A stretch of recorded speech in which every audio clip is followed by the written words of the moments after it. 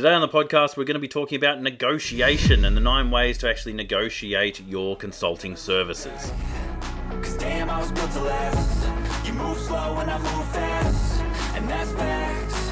Only I can make a change. Slowly take a step today. I will never be the same, 'cause that's what it takes.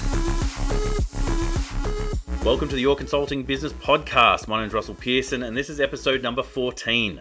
Today we're going to be talking about negotiation and how to negotiate your consulting services. There are 9 things, count them 9 things that I want to really quickly go through today, and they are very, very valuable lessons or rules that you can use when moving into any negotiation really, but certainly negotiations around your consulting fees.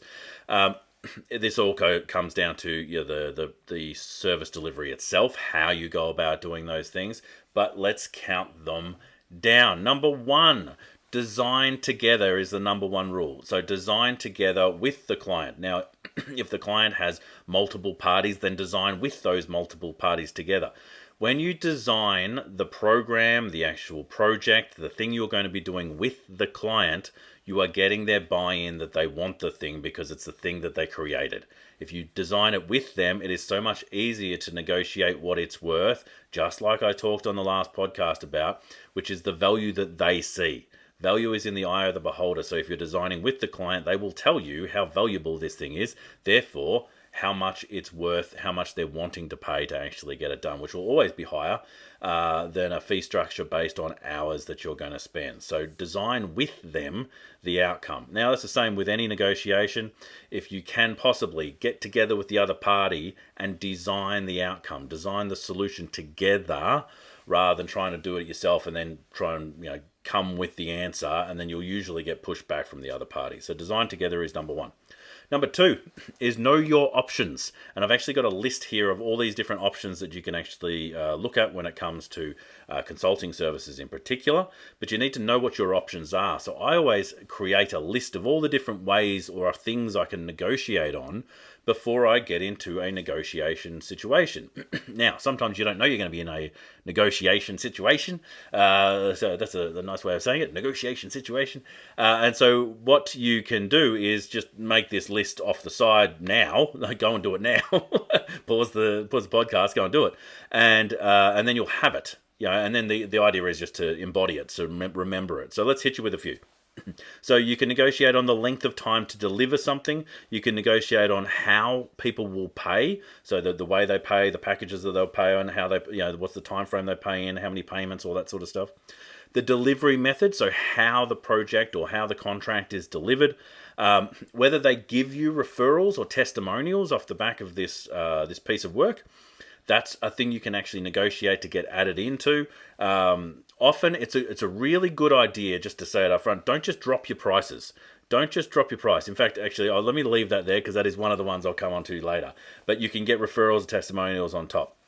Another one is, what's more valuable than dollars? So there might be things for the client that are more valuable than dollars that if they could have them, it would make the project more valuable. Maybe it's the way it's done. Maybe it's who's included in the project. There are all these different ways of looking at it from that point of view. Then we can add value and bonuses. We can add things that actually make the contract more valuable. We can add things they may have not even thought of, or we can actually partner with third parties to bring things in that they want that we didn't have on our own. We can actually negotiate on the structure of the offer. So who gets what when. So when is it being delivered to what party, to what department?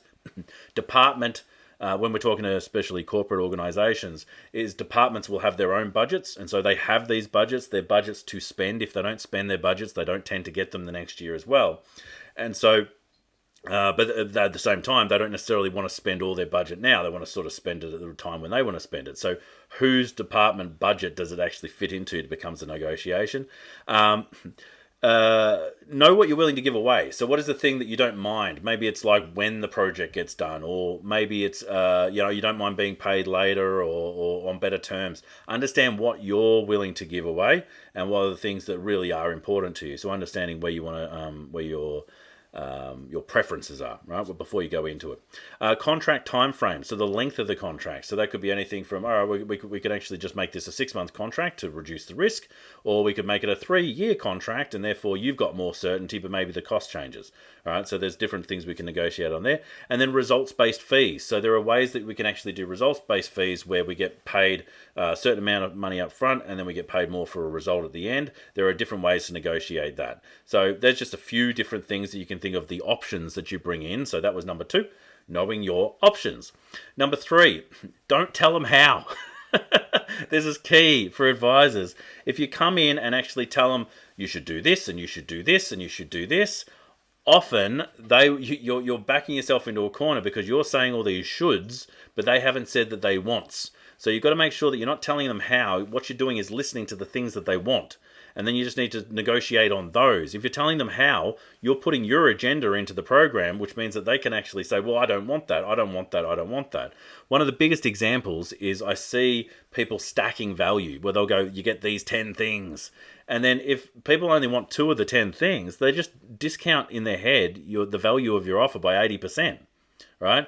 And so you've got to be careful about telling them all the bits and pieces. You just want to get the outcomes that they want and the things that they don't want, and actually design an offer based off that. So don't tell them how. All right? So it's specifically telling them how. You can design a how together, but if you're telling them all that stuff, then you're actually painting yourself into a corner. Number 4, don't send lonely proposals. This is a killer. I see and hear of so many consultants who will actually get a request for a bit of work and they will send back an email sight unseen. They'll go, here's my proposal. All right, that's a worst case scenario because they're just responding, and it's always on price because the person's like taking that and then they're shopping it around with 3 other people. There's no value created in that discussion. So that's the worst case scenario. But even one where you've gone and spent a lot of time doing research and all the different things, having the conversations with the client, and then you go and do a formalized proposal and send it off, you can often have the same sort of 50-50 will it go through or not situation. I never send lonely proposals. If you're going to do a proposal, then ask for a time to walk people through the proposal. Chaperone the proposal. Go with the proposal. Don't send the poor, lonely proposal out into the world, out into the cold, terrible world on its own. Don't do it. Be there with it. Hold the hand of the proposal and take it to the door and actually explain to the client that this is the proposal. And when the client says, well, I'm not too sure about point number 3, well, let's discuss point number 3 and we'll fix it up and make it even better. All right. So you can actually change and continue to go back to design with the client while you're working on through the proposal. If you send it on its own, they see point number 3 and they don't like it, you will go into maybe town where you'll be chasing them and like you want to get a yes or a no, but they're sort of a no in their head or they're not really sure in their head, and so they're not answering and they're not answering the phone and all the things that go with it. So don't send lonely proposals. Don't drop the price. This is what I was talking about just before. Don't drop the price for no reason. The only time you drop the price is where you redesign the offer. So if they're like, oh, we really don't want it for this price, we've only got this budget, all right, well, let's go back to design and design something within the budget. If you just drop the price, it actually removes the integrity from the discussion. It actually seems like you had fat in the project and therefore we're able just to like cut off the bit that you didn't need. And so that it's never a way to have integrity in a negotiation discussion to just drop the price so that someone will say yes. There should always be a redesign of the situation, even if it's down to, all right, well, I can drop the price a little bit if you give me a referral with the project, or if you can refer or give me a testimonial with the project, or whatever it might be. There has to be some value, whether it's tangible or not. We've got to redesign. Okay, so don't just drop the price. The race to the bottom is the worst way to grow a consulting business. So definitely don't do that. No is an option. You don't need to agree. You can actually walk away from a situation. If the deal is not right for you, if you're going to be hurting yourself or your business through saying yes to the proposal or creating a proposal that actually does makes your business more unprofitable, by doing it, walk away. I hear people saying, oh, we're doing this loss leader. Yeah, we do the strategy for the after work. So they give the strategy away for free. It's surprising how much wasted time and energy and profits are lost through that process. And so sometimes the deal's just not right. You can always say no and walk away. And in fact, it's the deals that you say no to which will define the success of your business versus the ones that you say yes to. Okay, so no is definitely an option. Square pegs don't fit in round holes is number 7. In other words, don't go into a negotiation or into an offer situation or a sales situation with the offer pre-prepared without the ability to collaborate with the client. If you come in with a square peg, no one likes square pegs being shoved into round holes. No one likes that at all, right? And so if you come in with a fixed offer that doesn't allow you to customize, doesn't allow you to tailor, doesn't allow you to adapt to the wants of the client, right? Then it's very difficult to find someone who is like ready to go on exactly that deal, right? So there is a time to start productizing, right? So if you've done thousands and thousands of these same sort of deals and people are asking for the same thing every time, then is the time to start making a square peg. But because you've discovered that there's a square hole, all right? So at the start of you learning a sales process, or at the start of you creating a pipeline, and you may have been in business for 20 odd years, but your pipeline right now could be referral people just sending them to you and you talk to them and they say yes or no. It's not really a pipeline. The pipeline I'm talking about is actually engaging with people who do not know you yet and then bringing them through a space to say yes to a proposal that you can put on the table. It is always better to negotiate. It is always better to collaborate with the client to actually get an outcome that's going to be far more valuable, and that talks to the value-based fees as well, than to productize something too early in your business. In fact, you may never need to productize your offer ever. You may have a really cool framework that you use to discuss it. You might have a system that you use or a process you use. But if you lock it into a product, if you lock it into a particular sort of offer that they have to say yes or no to, you'll often lose opportunities. But more the point is, if you've got a specific offer and the offer doesn't fit the thing that they're wanting, don't try and force it in. You know, there's a lot of salespeople out there and even sales consultants who are out there trying to sell ice to Eskimos, and you don't need to do it. Inuits, sorry. You do not need to do that. You don't need to do that. You can almost always tailor, or you can actually say that this is a person I shouldn't be speaking to, and you can go a different way. I usually call that a priority call. It's a 5 to 7 minute conversation to go, is this a gap that these people actually have that I can fill? Therefore, square peg, square hole. Do they have a problem? Do they identify that they have a problem? And is there a priority to do something about it now? There is so much wasted energy and time from salespeople and sales consultants going out to people and trying to change their mind and make a decision when they're not in the right space to do it, right? So you don't need to. Square pegs do not fit in round holes, so don't force them. Number 8, what you value is not necessarily what they value. So you have a certain perception of the thing that you provide. Now, for good or ill, that means that you may have been able to get someone to say $1 million increase in something in their business, let's say, right? Now, the next person comes along doesn't even have $1 million business. So are you going to be able to get them $1 million increase? Probably, it's very unlikely that that's going to be able to happen. So the question is, were you more valuable with the first person or for the second person? Well, it depends on how they perceive value.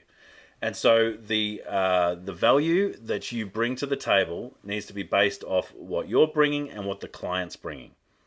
If you are trying to define value without the client, you'll always either be too high or too low, right? And so design with the client. I said it right at the very start. It's number 1, design together, but it's to understand what the value is. Where is the value for them? And what is that value? Now, in the last podcast, if you didn't go and listen to it, if you haven't listened to it yet, go and listen to it or watch it.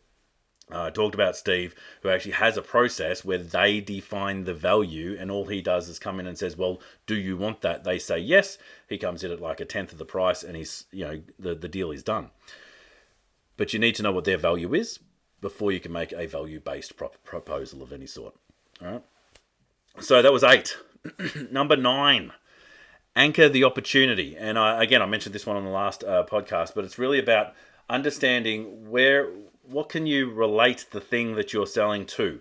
Is it to a price point? So Rather than $80,000, we're selling it at $60,000. Or for something that's even more valuable, this isn't like the $60,000 thing, this is the $200,000 thing. All right, so they're anchors. But on the flip side, there are also anchors that are not price driven. They could be time driven. This thing takes 6 months to do. Would you rather have it take 12 months or 6 months? If we could get it done in 3 months, would that suit? These are things that we can just anchor against one another to help in the negotiation process. So understand what your offer or the thing you're bringing to the table can anchor against.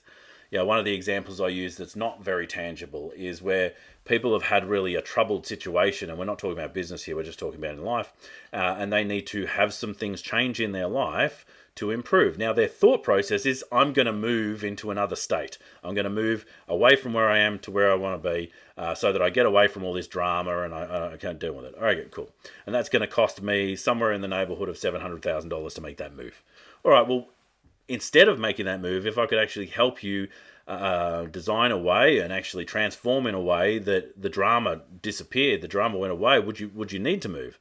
Well, actually, no. If you could do that, that'd be great. So you'd be saving yourself $700,000. Yeah. All right. So what's the value of that? All right. And so having an understanding of what you compare against, that's what an anchor really is. How do we compare against it? I always like to drop an anchor first. Drop an anchor. So, for example, if I know that I want to come in at about $60,000, there'll be something along the lines of, that I've done projects larger than this before. We've a lot of these projects that we're doing have similar outcomes. They're around $100,000, but I don't believe in this case you're going to need to spend that sort of money. All right, so anything less than $100,000 is better. All right, so then I go, I think maybe we can actually come in closer to 60. All right, fantastic. If you come in on 60 or even below that on the final dollar, they're on board because they've indicatively already said yes. All right, so anchoring the opportunity is great. So let's go through them fast.